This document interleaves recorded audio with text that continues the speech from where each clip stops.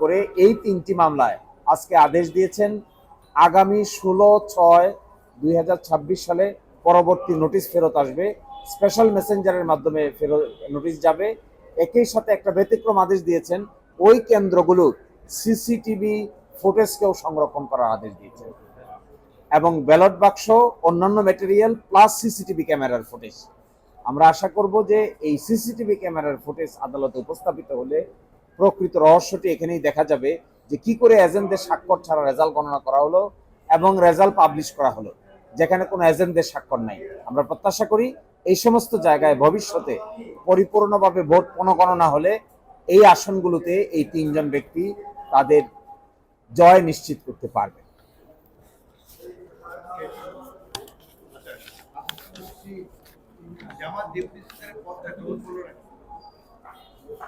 আজকে আপনারা দেখতে পেয়েছেন যে একজন মাননীয় স্পিকার এবং একজন ডেপুটি স্পিকার আজকে নির্বাচিত হয়েছেন। আমরা তাদেরকে কনগ্রাচুলেট করি, আমরা তাদেরকে অভিনন্দন জানাই। আমরা এক্সপেক্ট করি গণতন্ত্রের এই ধারাবাহিকতায় পার্লামেন্টের সকলেই যেন সুযোগ পান, ন্যায্য সুযোগ পান, এটি তারা এনশিওর করবেন।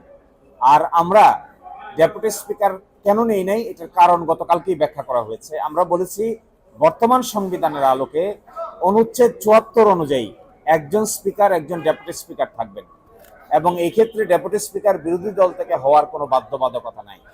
কিন্তু জুলাই সনদ বাস্তবায়ন স্কিমে বলা হয়েছিল নিম্নকক্ষে 2 জন ডেপুটি স্পিকার থাকবেন, তার মধ্যে একজন হবেন বিরোধী দল থেকে, একজন হবেন সরকারি দল থেকে।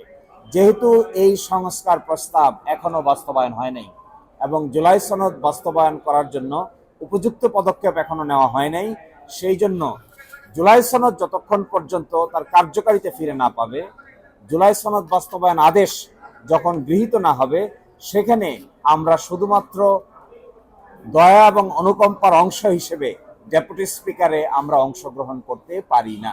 আমরা যদি এখন ডেপুটি স্পিকারে অংশগ্রহণ করি তাহলে জুলাই সনদে ঐকমত্য হয়েছে যে সমস্ত বিষয়, এগুলোর কার্যকারিতা কিছুটা হলেও আপাত অর্থে গুরুত্ব হারিয়ে যাবে।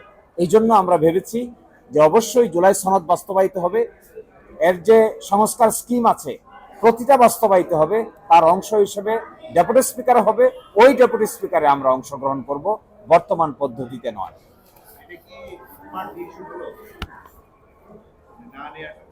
হ্যাঁ, আমরা তো মনে করি জুলাই সনদ যদি বাংলাদেশে বাস্তবায়িত না হয়, বিশেষ করে 30টি ঐকমত্যের ভিত্তিতে গৃহীত সিদ্ধান্ত যদি বাস্তবায়িত না হয়, তাহলে আংশিক বিষয়ে শুধুমাত্র নিজের কিছু সুবিধা দেখে আমরা এই প্রক্রিয়ায় অংশগ্রহণ করা সমীচীন নয়।